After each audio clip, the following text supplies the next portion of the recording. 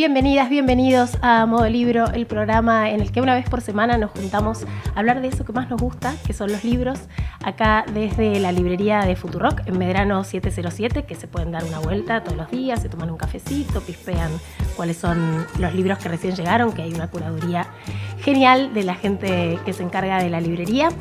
Y vamos a tener hoy una visita internacional. Va a estar con nosotros Fernanda Trías, una escritora uruguaya que yo sigo hace un montón de tiempo y que me gusta mucho. Pero antes les comento, bueno, nos están escuchando como siempre en la aplicación futurock.fm. Este programa es todo lo que es el mundo multiplataforma. Así que nos escuchás por la radio, nos escuchás después en Spotify y si nos estás viendo ahora en YouTube, vas a participar por un ejemplar de El Farmer, de Andrés Rivera. Es uno de mis libros preferidos de Andrés Rivera. Andrés Rivera es uno de mis autores favoritos argentinos. Es un premio nacional de literatura. Así que si comentan, amo a Rivera, quiero saber todo de Rivera, leí La Revolución es un sueño eterno y me encantó, quiero leer más, quiero El Farmer, lo necesito, van a estar participando por un sorteo. Así que sin más, les doy la bienvenida a Modo Libro, una lectura en comunidad. Modo Libro. Un cuarto propio. Con escritores sin cassette.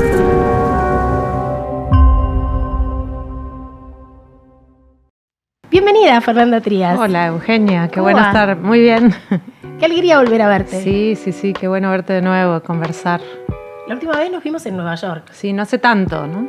Hace ¿No? unos meses. Hace poquito nomás. Sí. Y todavía hablábamos de tu La anterior Mugre novela, Mugre Rosa. Pueden ir a ver esa entrevista que está de Fernanda en YouTube también. Y presentás nueva novela, El Monte de las Furias. Me encantó, nada que ver. Pero además nada que ver con nada que ver con La Azotea, nada que ver con Mugre Rosa. Para mí sí tiene que ver, pero Ah. desde otro lado, sí.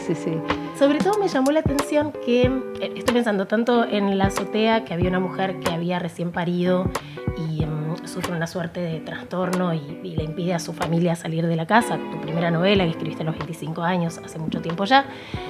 Mugre Rosa te habías metido antes de la pandemia, fue como un anticipo de la pandemia y de vuelta era un espacio cerrado en donde las personas no podían salir. Y acá digo todo lo contrario porque fuiste a la afuera. Sí. Esta es una novela rural en Sí. donde la protagonista vive sola en el medio de un monte. Claro. Pero la naturaleza tiene mucha presencia. Sí, este era como justamente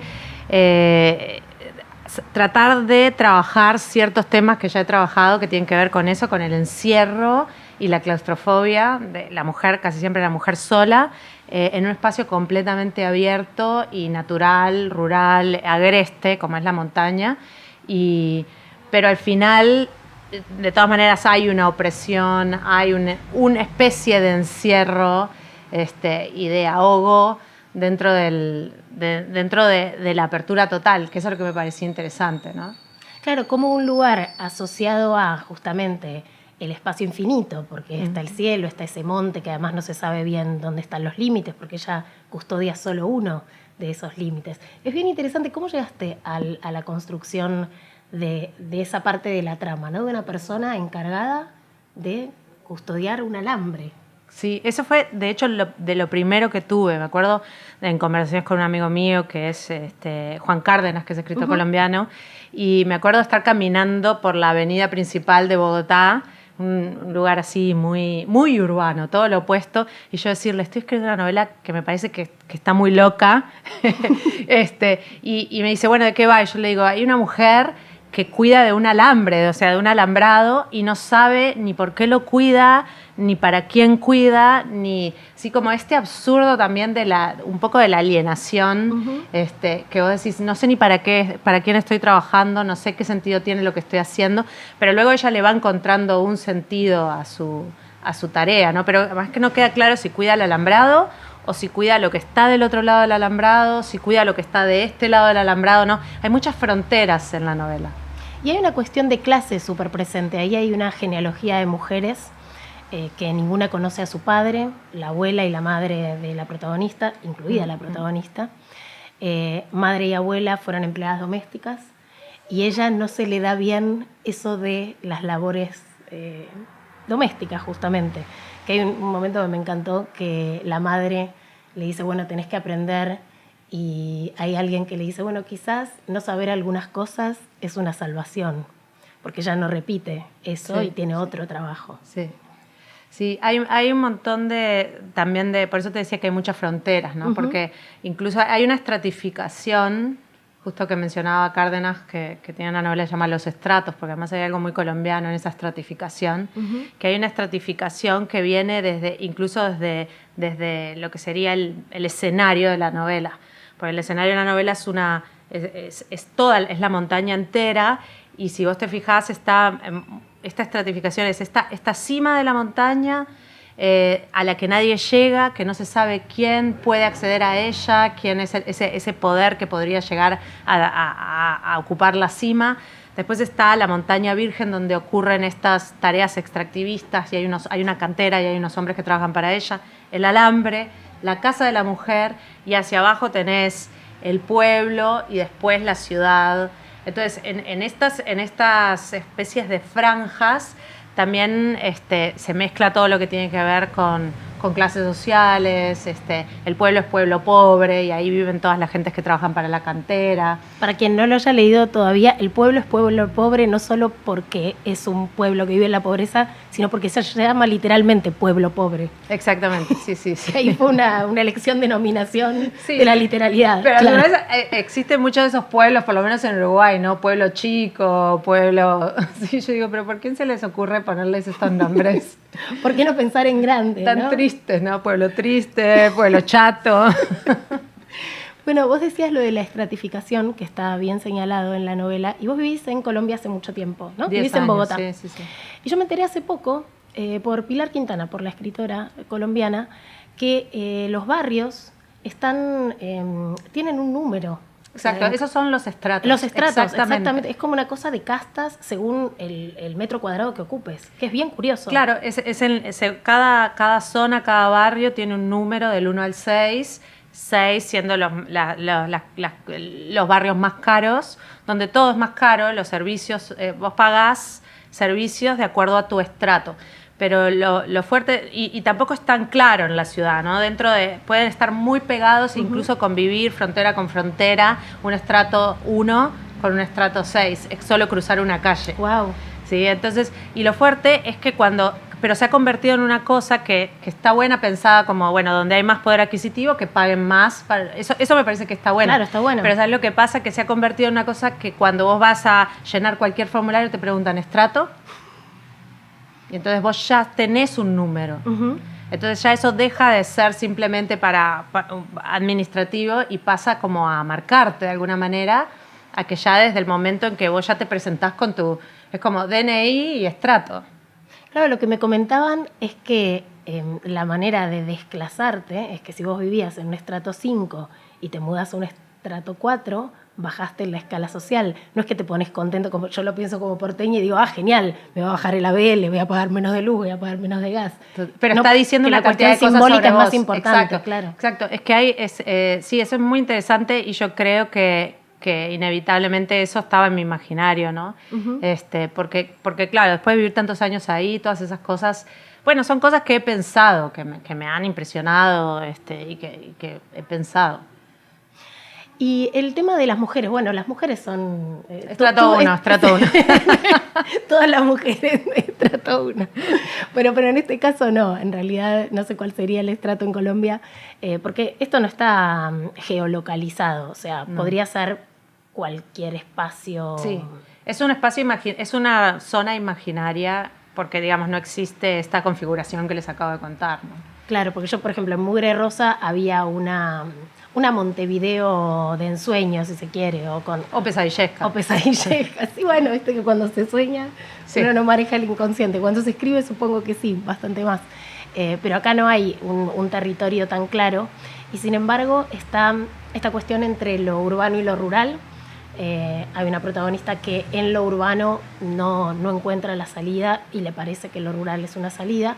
Y aparece también esta cosa idealizada de la naturaleza como el espacio benévolo, si se quiere, y acá aparecen el lado B de la naturaleza, ¿no? Sí, una cosa mucho más no romantizada. de la naturaleza, porque sobre todo además ese tipo de ecosistema, que es el bosque andino en altura, que es un bosque muy exuberante, bosque nativo le dicen en Colombia, pero queda muy alto, entonces es muy frío, está siempre húmedo, hundido en una niebla constante, y además, bueno, es muy alto, entonces te falta el aire, hace frío, llueve, el viento es muy brutal, pero cuando sale el sol también es brutal, porque el sol te calcina en altura. Nada es benigno del entorno. Y a su vez eso me parece interesante porque está bueno. Del mismo modo como los cuerpos de las mujeres son vistos de una determinada manera, siento que esto que llamamos naturaleza, y que eso también es un cuerpo feminizado, también se supone que debería ser nutricio, que debería ser idílico, romántico, está toda esta cosa pastoral en torno a la naturaleza como este lugar del Edén, cuando en realidad no tiene nada de eso, y es brutal, es duro, es rudo, te pincha, está lleno de espinas, hay bichos, y eso me parecía que estaba bueno también como para desromantizarlo, traerlo a su dimensión compleja y real también. Hay muchas dimensiones complejas en la novela. Una de ellas, decías, el cuerpo de las mujeres. Hay varias escenas sexuales que no son de un sexo convencional, al menos al principio de este escarceo medio romántico, perverso, o de dominada y dominador entre la protagonista y el celador, que es alguien que vive justito debajo de ella, que es como su contacto en Francia, su Sí. contacto con el resto del mundo, y a quien tiene que decirle si pasa algo cerca de ese cerco. ¿Qué desafíos te presentó escribir esas escenas de sexo? Me pareció un desafío interesante, por lo mismo de que tiene sus dobleces, ¿sí? Como ahí había, vos acabas de usar una palabra que ahora se me olvidó, como un poco perverso, Sí. eso sí. Esa perversidad, o sea, no es tan claro ahí quién es dominado y dominante y quién humilla, pero a su vez el que busca ser humillado. O sea, ahí había una cosa que me parecía sí difícil de construir esa escena específica, que creo que es la que las dos estamos pensando. Él le da órdenes, ella Sí. las acata, pero ella está ahí por propia voluntad, es puro consentimiento. Es un Sí, juego sí. sexual, consentido. Pero creo que hay un momento más después que ella dice, con el celador fue un servicio, no fue amor, fue un servicio. Ujú. Y cuando dice que fue un servicio, en realidad está diciendo, bueno, acá había una transacción y ambos sacábamos algo de esta transacción. Que ahí está ese tema, ¿no? En realidad sí, de ver muchas de las relaciones como transaccionales, que es algo que ya, no sé, que pienso que me obsesiona un poco porque en Mugre Rosa ya estaba presente, en el sentido que la protagonista de Mugre Rosa cuida de un niño enfermo, pero que no es su hijo, y le pagan por cuidarlo, y ella siempre está como protegida detrás de esta idea de, pero me están pagando, lo hago porque me lo están pagando, es un trabajo, me están pagando, siempre está el dinero mediando ahí, y hay un momento en que ella debe decidir si realmente lo está cuidando por eso o si hubo un devenir en otra cosa, ¿no? Entonces, ahí me parece que no sé, por algún motivo me interesa ese tipo de vínculos que vos ves cuáles serían aquellos que son incondicionales de aquellos que se ven como una transacción. ¿Y cómo se juega la dimensión de poder? Porque vos lo que decías, bueno, no está tan claro quién es dominado y dominatrix, si se quiere, porque también ella, al ir o no ir y escarcearle su presencia, también ejerce un poder. A mí me jotearon mucho esas escenas. Me hicieron acordar a un cine que a mí me gusta mucho, tipo La Secretaria o La Profesora de Piano de Haneke. Me gusta mucho la profesora de piano. ¿No? Como ese Sí. tipo de vínculos extraños. Bueno, no sé si tuviste alguna inspiración específica o si pensabas en algún texto en particular o cuáles fueron las influencias ahí. No estaba pensando en nada en particular, pero sí estaba pensando digamos, la protagonista es una mujer que en la adolescencia, por cosas que tenía, por un dolor interno muy fuerte que tenía reprimido ahí, ella recurría a las autolaceraciones. Uh-huh. Y acá, en esta cosa bastante masoquista, hay una búsqueda de eso también, de alguna manera buscar eso para sentir ese dolor y que ese dolor la conecte con la rabia, con la furia que está desde el título, ¿no? Uh-huh. Para poder abrir como un huequito por el que salga todo ese pus y toda esa rabia con la que carga. Es bastante oscuro, pero una cosa que sí me parecía un poco graciosa es que, bueno, es muy oscuro ese momento de sus vidas, uh-huh, pero después es como si nada. Así, sí, después pasó el tiempo y es como... Nos desconocemos. Sí, porque además como son los únicos trabajadores rurales que hay ahí, se tienen que seguir relacionando. Entonces, después, bueno, eso ya pasó, ahora hablemos de otra cosa. Y también está puesto el cuerpo en escena de una manera bastante brutal, porque él le dice cosas muy feas sobre su cuerpo. Y sin embargo, ella encuentra ahí una validación que podría parecer contradictorio y sin embargo en la escena no lo es. ¿Cómo manejaste esa tensión? Yo ahí, en realidad, todavía creo que ella estaba en otro lugar al que luego va a llegar, porque, digamos, esa mirada sobre su cuerpo para mí era interesante. No sé si notaste que ella no tiene nombre. Sí, por eso le digo la protagonista. Claro, y como se me complica después, al momento de hablar de la novela. Pero ella al no tener nombre también me parecía que eso te permitía fijarte más en cómo era nombrada. Uh-huh. ¿Él cómo le dice? Él le dice mujer. Ahí va. No, mujer. No sé, que además es algo de una manera muy común en que a veces se comunican... bueno, los hombres le dicen mujer, no, mujer. Pero yo nunca he visto... Bueno, no, hombres también se dice, no, hombre. En España. Sí, es algo... Mujer y hombre lo asocio más a algo más castizo, pero... Sí, pero entonces el celador le dice mujer, pero luego están los otros hombres que también la van a nombrar de alguna manera, ¿no? Entonces van a decirle la montañera, pero como de una manera despectiva. Uh-huh. Está la rara, la loca. Digamos, te abre a ver cómo el resto del mundo la nombra. Y cómo la ven, ¿no? Y ahí entra todo el tema del cuerpo también, ¿no? La gorda, no sé, la fea. Son todas esas maneras en que sí se nombra los cuerpos de las mujeres, uh-huh, realmente en la vida cotidiana.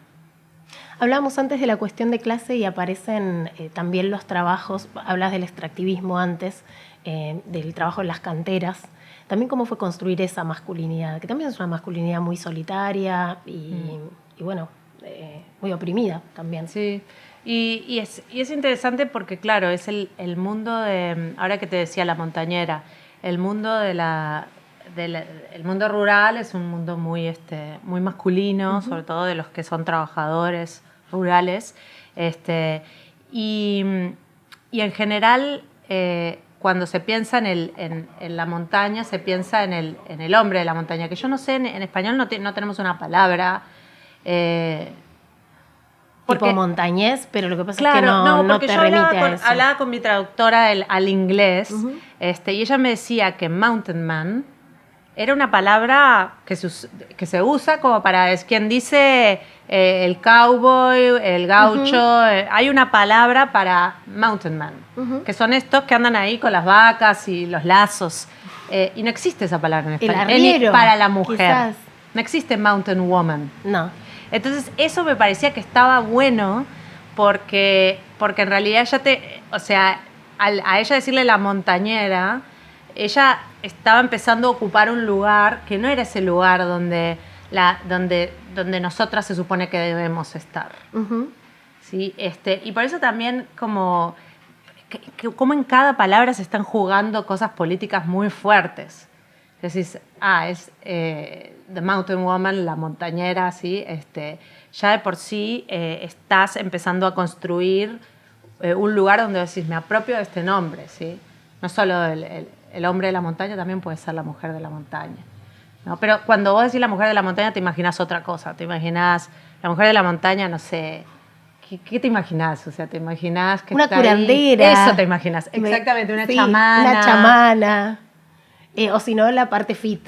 O sea, me imagino la trekking girl, claro, la que le pone onda a subir la montaña. Y había muchos contrastes de eso, ¿no? Que me ayudaban a mí a pensar en ese mundo, esta mujer que está ahí cumpliendo un rol, porque la llevaron para ahí para que haga este trabajo. Y mientras ella está cumpliendo ese rol y haciendo ese trabajo, está todo bien con ella. Pero empieza a cambiar la manera en que la ven y la manera en que la tratan cuando ella empieza a actuar de manera errática, salida de ese lugar que es el esperable. Sí, el sumiso. Sí, y que ella haga las cosas, ¿entendés? Que limpie la casa, que agarre el jardín, pero en cuanto a ella se le empieza a salir de las manos lo que sería el jardín y se le llena de maleza y ya no lo corta y ya ahí es como esta loca, ¿qué le pasa? Y empieza a cambiar la manera en que ella empieza inmediatamente a ser una sospechosa, ¿verdad? Sí, una paria también.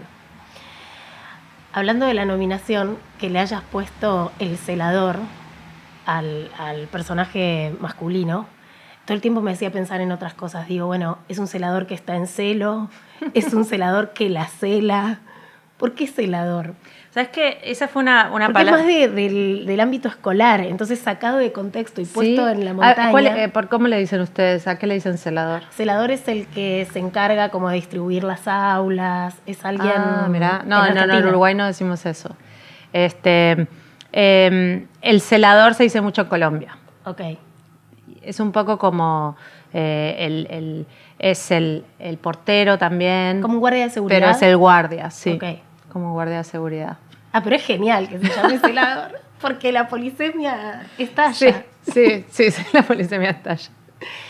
Bueno, y de repente, no sé cuánto se puede spoilear, o cuánto para mí la literatura es mucho más que una trama. Vos estás en contra... Yo estoy muy a favor del spoiler. Vos no crees en el spoiler. Yo no creo en el spoiler. Pero hacia mitad de la novela empiezan a aparecer cadáveres. Eso se puede decir. Y hay una tramitación de esos cuerpos. ¿Cómo fue pensar ese vínculo, no? Naturaleza, muerte, ¿qué pasa con esos cuerpos en la naturaleza? ¿Cómo pueden desaparecer esos cuerpos? ¿Y cuál es el lugar de ella, no? En esa... Sí, bueno, ahí había de todo, hay mucha cosa ahí. Ella encuentra un cuerpo en esa zona que ella cuida y decide, en lugar de ir por la vía institucional, decide encargarse de ese cuerpo y enterrarlo. Y ahí empieza toda otra parte de la novela que tiene que ver con... bueno, ya toda la novela creo que tiene mucho que ver con los cuidados, pero acá se está extendiendo hacia también los cuerpos sin vida. Y me pasaban varias cosas, porque como también vos hablabas de la polisemia, me gusta como que una determinada cosa que ocurre en la novela tenga muchas lecturas y la pueda trabajar desde muchos lados. Todo lo que tiene que ver con la naturaleza y cómo la montaña iguala, ¿no? O sea, para la montaña vida y muerte, y para la naturaleza, pienso yo, vida y muerte son la misma cosa, son parte de un continuo que no tiene ni siquiera un valor negativo, positivo, etcétera, ¿no? Entonces, esta mujer devuelve a la tierra estos cuerpos y está como por un lado alimentando a la montaña, por el otro está como pariendo a la inversa, una cosa así, no sé si es muy friki decir eso, no. Pero ahí hay una especie de maternidad que ella desarrolla con estos cuerpos, o yo así lo sentía, donde ella, digamos, esta mujer no pudo ser madre. Es como una yerma de Lorca, porque además habla de ese útero ella habla seco de su infertilidad, que tampoco sabemos si es real,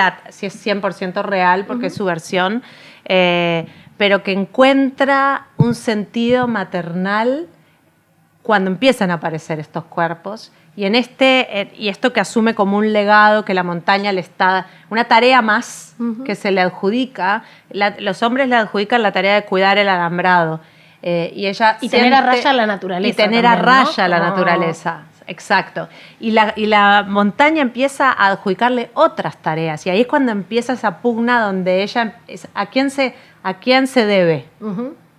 En principio ella es muy leal a estos hombres, porque obviamente le cambiaron la vida, pero poco a poco se va enrareciendo todo y empieza ella a encontrar un poco como este mandato de la montaña que le entrega estos cuerpos para que ella los cuide, los materne y los devuelva, ¿no?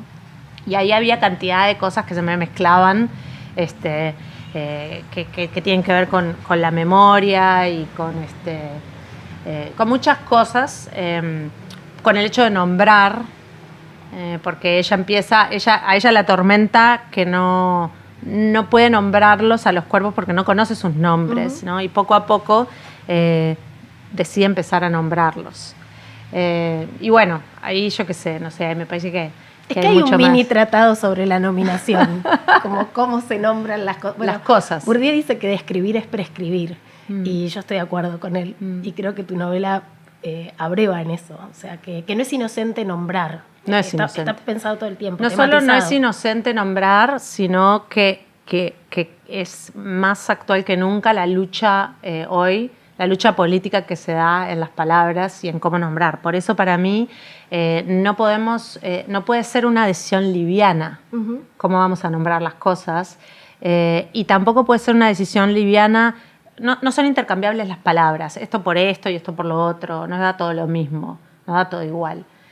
Hay una decisión en cada una y ahí a mí me importaba, como había tantas cosas que estaban vinculadas a eso, a la importancia de qué nombre le vamos a dar a las cosas, desde nuestro vínculo con la naturaleza hasta este tema de los cuerpos y de la memoria, era muy importante la reflexión sobre las palabras, ¿no?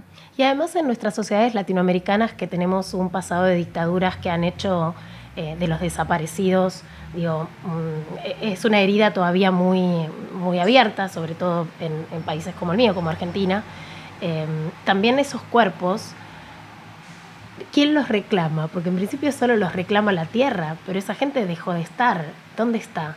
Exacto. Hay una pregunta también política detrás de eso, ¿o no? Sí, totalmente, no, sin duda. Yo siempre he querido, siempre me ha... Eso cuando vos decís herida abierta, yo la siento mucho como una herida abierta. En Uruguay además no hubo proceso de memoria y reparación. Votaron 2 veces que no. Que no, exactamente. Y entonces para mí eso hace una diferencia tremenda entre Argentina y Uruguay. O sea, esa separación, esa frontera que es el Río de la Plata, cambia todo en cuanto a cómo decidió un país y un pueblo lidiar con una cosa y cómo decidió el otro. Y a mí siempre me ha preocupado ese hecho de que esa herida histórica en Uruguay no se ha hecho una... Sabemos lo que pasa con las heridas que quedan mal cerradas, y es que generalmente se pudren, se infectan, o sí queda un corte hecho a las malas. Y entonces eso es algo que yo nunca he escrito sobre eso, porque a su vez siempre me ha parecido difícil abordarlo. No querría abordarlo desde una novela que realmente hable de manera literal sobre la dictadura, pero este fue el momento donde yo sentí, acá puedo estar diciendo una serie puedo aprovechar para decir una serie de cosas que tienen que ver con esto. Ella, al maternar esos cuerpos y al tratarlos con verdadero amor, y luego al nombrarlos, está bautizándolos, y entonces, por eso te decía parir a la inversa, ¿no? Porque sí los está bautizando, y de alguna manera está diciendo, esta muerte también es mía, estos muertos también son míos, que me parece que es algo que yo siento, estos desaparecidos son míos, ¿no? Me faltan a mí. Bueno, vos decías las cosas que no se terminan de cerrar, el psicoanálisis piensa que aparecen como síntoma, ¿no? Y aparecen en otras cosas. Yo en una época milité en el Frente Amplio Uruguayo porque vivía mucho tiempo en La Valleja, cerca de la ciudad de Minas, y estuve cuando ganó el Pepe Mujica. Y yo no podía entender que en esa misma elección el pueblo uruguayo dijo: el Tupamaro que estuvo años en un aljibe, torturado por los milicos, va a ser presidente, y en la misma votación votamos que a quienes lo metieron en ese aljibe no se hay los que juzguen. Juzgarlos. Yo no entendía nada como argentina. No, era como, yo no entiendo nada tampoco. Yo no entiendo nada, yo tampoco. Vos tampoco entendés No, nada. yo lloré. Sí, yo estaba viviendo en Francia. Uh-huh. ¿La entonces, papeleta rosa se llamaba? ¿Cómo era? Sí, y yo no voté porque no hay voto por correspondencia. No hay voto consular. No hay voto consular porque votaron en contra del voto consular. No, se quitan derechos. Pero, entonces, como yo no voté, lo vi desde allá y lloré por dos, porque recordaba la primera, el primer plebiscito, que yo era niña, y me acuerdo de haber visto llorar a mis padres. Uh-huh. Y ahora yo estaba llorando y decía, sí, no, ya está, además, no va a haber otro. No, claro, no si dos veces votó la población, que eso no sea juzgado. Y es otra población la que votó, uh-huh. porque los que votaron en esa segunda vez eran niños en la primera o incluso no habían nacido. Entonces es otra población. Qué fuerte. También aparece otro tema que está presente en la política de nuestras naciones, que es el extractivismo. O sea, que somos naciones que tienen recursos naturales, que son deseados por otras naciones, por los capitales internacionales. Acá no está, nada de esto es panfleto, ¿no? Aparece de una manera como muy sutil. Pero la protagonista no sabe quién es. Vos lo llamás el dueño de la montaña, que me parece maravilloso. El dueño de la montaña. ¿Quiénes son los dueños de la tierra? ¿Quiénes son los dueños detrás de ese alambrado? Y además yo creo que como ella lo dice de esta manera tan inocente, como ella dice, el dueño de la montaña, incluso en esa manera de nombrarlo desde esa aparente inocencia, queda más claro, o sea, sí, clarísimo. Queda más claro que hay gente que puede ser el dueño de una cosa que parecería que no podría venderse, por ejemplo, ¿no? ¿Cuál era la pregunta? Se puede vender una montaña, claro, sí. Es un escándalo, ¿no? Si habías pensado en este otro subtexto, ¿no? Del extractivismo de nuestro pueblo, de cuál es nuestra situación dentro del comercio global y dónde quedamos. Sí, porque, y lo quería pensar, bueno, por un lado, todas estas economías que giran en torno a todo esto, a todas estas actividades, porque lícitas o ilícitas, hay economías paralelas, uh-huh. Hay incluso un pueblo entero que puede depender de esta cantera que puede ser ilegal, puede ser, no se sabe, pero que en realidad alimenta también a todo un circuito, y eso es lo complicado de estas cosas, porque por un lado está toda esta población que realmente vive de una manera completamente informal de estas canteras y de estas tareas extractivistas, y al mismo tiempo el otro lado es la montaña misma, uh-huh. Cómo la montaña, que es la otra protagonista de la novela, cómo la montaña vive y siente esos desgarramientos que se producen en su cuerpo de roca, ¿no? Como que me permitía también, la voz de la montaña me permitía pensarlo desde otro lado también. No es solamente, o sea, además de que hay todo un despojo, también hay una destrucción del cuerpo de la naturaleza, que no sabemos cómo se siente desde el otro lado. Bueno, vos ensayás una voz de la montaña, que te quería preguntar cómo llegaste a esa voz narrativa, cómo cuenta algo que no tiene voz, y sin embargo, bueno, habla. ¿Cómo fue encontrar el tono de esa montaña, la montaña parlante? Sí, la montaña viva. Hay un libro buenísimo de una escritora escocesa, se llama La montaña viva, que es una de las tantos libros sobre la montaña que leí uh-huh. para justamente pensar la voz de la montaña. O sea, lo que hice primero fue documentarme un montón, uh-huh. Leer sobre tiempo geológico para tratar de entender, y además vos sentís que, claro, cuando te hablan de tiempo geológico, es como hablar del universo, como tratar de imaginar el universo infinito en expansión. Por momentos lo estás entendiendo y por momentos te parece que caíste, que estás cayendo en ese vértigo que no entendés nada, pero leí mucho de eso, mucho sobre la formación de las cordilleras y cómo se formó y en qué época y cómo fue cómo se forman las montañas, muchas cosas de esas. Y luego leí textos poéticos, textos literarios, o sea, para hacer toda una gran mezcolanza y después poder permitir que saliera la voz de esta montaña. Y mi intención era que fuera una voz así, entre una voz que puede ser muy personal, pero que de pronto pareciera que hablara en colectivo, ¿no? Como que pudiera tener estos movimientos de acercamiento y de alejamiento muy grandes, que tuviera una parte muy lírica y un poco más densa que la voz de ella. No, la voz de ella es una voz coloquial, que contrastara bien con la voz de ella, ¿no? Es que es una voz sin tiempo, es una voz tiene mucho poder la montaña. En algún momento incluso reflexiona y dice, bueno, pueden sacarme cosas, yo voy a seguir acá, estuve antes, voy a seguir. Y cuando hablas de los tiempos geológicos, claro, hay que hacer un esfuerzo de abstracción, porque nuestro tiempo no dejamos de tenernos como medida de las cosas. Nuestro tiempo humano es demasiado breve. Claro. En relación a la montaña. Para la montaña no somos nada, qué sé yo, qué me importa. Hay como Entonces para mí era como trabajar un poco las dos cosas en realidad, ¿sí? O sea, que la montaña tiene pesadillas con estas excavadoras que le vienen a sacar pedazos. Esas son sus pesadillas recurrentes. Pero al mismo tiempo se pueden las dos cosas, ¿entendés? Al mismo tiempo piensa, estos parásitos, bueno, van y vienen, ya he tenido otros, los vi aparecer, los vi nacer y los veo morir también y también la montaña iguala, ¿viste? Te dice, para la montaña, el hombre y la mujer, estos que ve acá en la ladera de la montaña, los igual con no sé, con la libélula y el pajarito, ¿sí? Son suspiros que van pasando, suspiros de tiempo. También está el vínculo entre la madre y la hija, que es un núcleo como súper poderoso de la novela.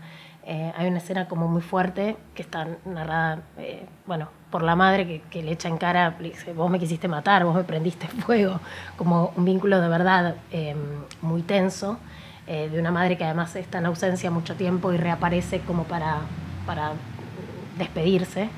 ¿Qué es lo que te atrae más de estos vínculos conflictivos, madre-hija? Yo creo que me atrae porque ya había mugre roja. Sí, yo creo que me atraen los apegos feroces. Ok. ¿Viste? Vivian Gornick. Sí. Amo a Vivian Gornick y amo la expresión los apegos feroces. Yo creo que lo que me atrae es los apegos feroces, no el simple te odio, no te soporto, porque entonces sería cortar y sí, está todo mal, pero lo que me obsesiona es esa mezcla inseparable de apego, rabia, amor, odio y que no se sepa, ¿no? Eso es lo que me parece muy interesante, sobre todo para explorar en la narrativa, porque se presta para ese tipo de... Lo que hoy llamaríamos relaciones tóxicas. Sí. Eso tengo así. Pero no me gusta tanto hablar de relaciones tóxicas, pero sí, yo le digo apegos feroces. Apegos feroces con Vivian Gornick.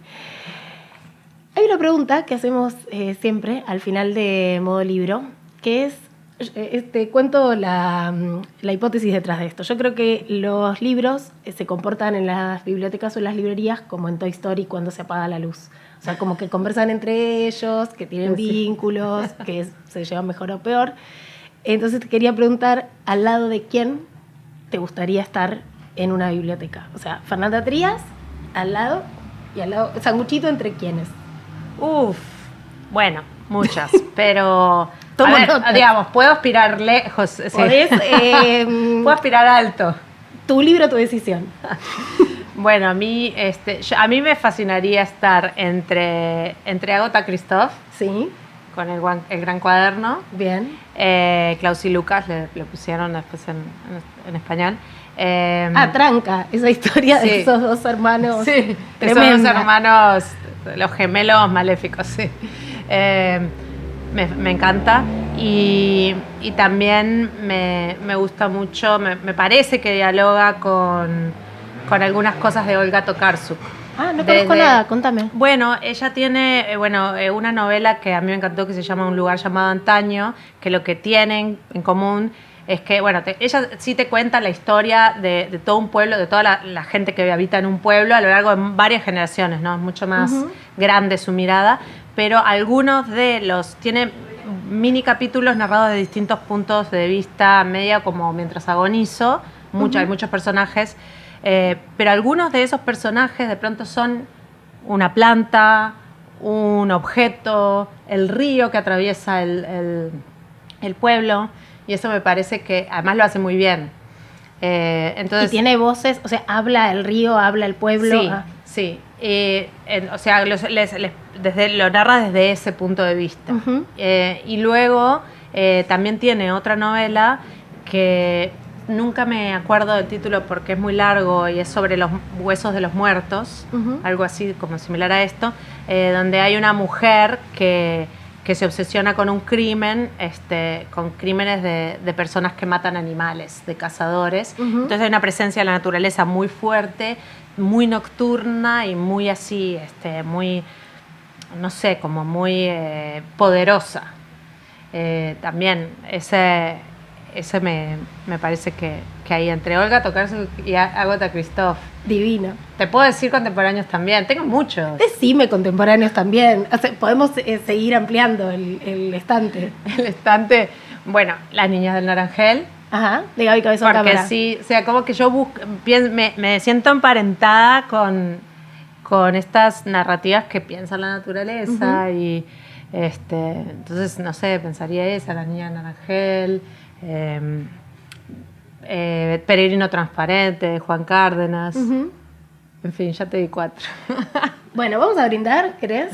Brindemos. Vamos a brindar por la salida de tu nueva novela, que además sale en un montón de países a la vez. Sí, Bueno, por suerte sí. Felicitaciones, Fer, Muchas gracias. por El Monte de las Furias, de Fernanda Gracias, Trias. querida. Salud. Salud. La fuerza.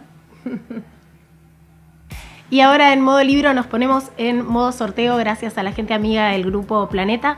Vamos a estar sorteando entre quienes comenten aquí abajo en los comentarios de YouTube un ejemplar de El Farmer del escritor argentino Andrés Rivera, Premio Nacional de Literatura, uno de los escritores que yo más admiro.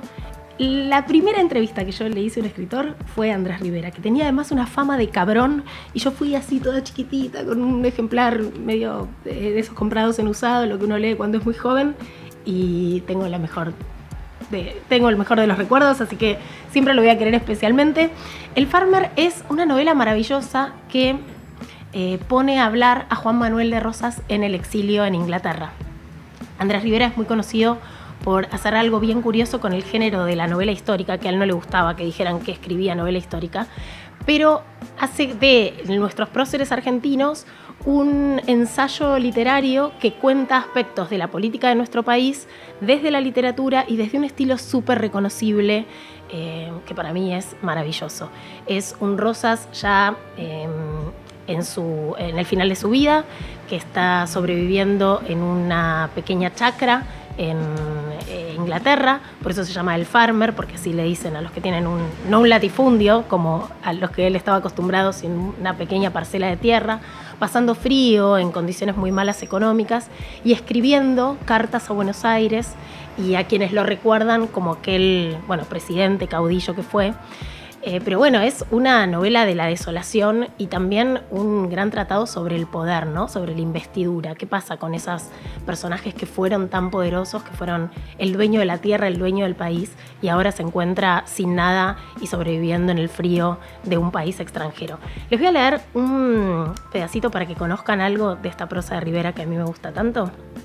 Dice Juan Manuel de Rosas en el exilio: necesito 3.000 kilos de leña para soportar el invierno inglés, o más. Escribir urgente a Buenos Aires. Viejas barraganas, ustedes me evocan, febriles, codiciosas, crueles, en sus noches de soltería y desamparo.